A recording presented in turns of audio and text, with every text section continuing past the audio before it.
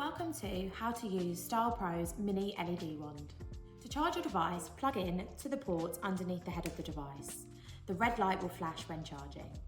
To turn on your device, long hold the silver button. There are 3 modes to your device: morning, daytime and evening.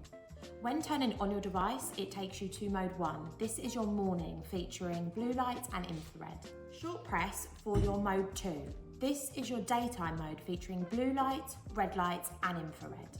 Short press again for your mode 3, which is your evening mode, featuring red light and infrared.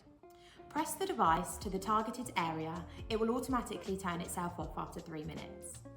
If you would like to shut down your device before the 3-minute session, long hold the silver button. Then, to clean your device, simply wipe with a damp cloth. Thank you for watching how to use STYLPRO's mini LED wand.